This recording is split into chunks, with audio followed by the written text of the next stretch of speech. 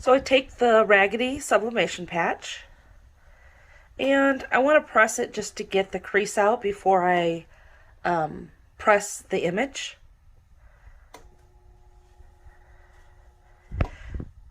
And just put it in between some butcher paper.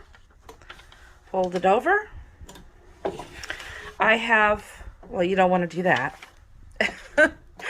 Okay, got a little stuck. There we go. There we go. I have my press on about 400 degrees, and I do not even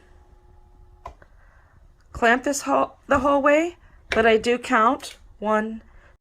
Okay, so real quick, I just want to show you my design. I won't get into all of that. Everyone has their own design programs, but mine, I designed this to fit the 3.5-inch round Raggedy patch that I have. Cute. Okay, and there's my sublimation print, of course, mirrored. And now to get this centered, I pretty much am eyeballing it. After I put it on though, I do take it and I put it up to the light so I can make sure that my C is centered.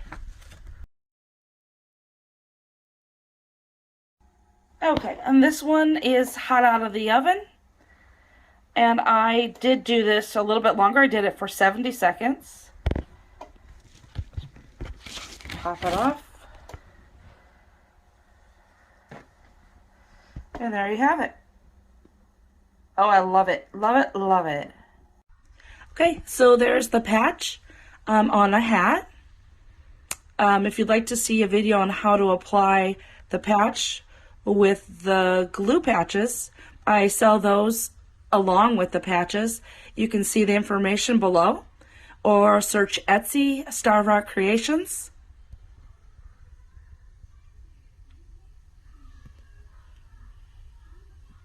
And thanks everyone for watching. Bye.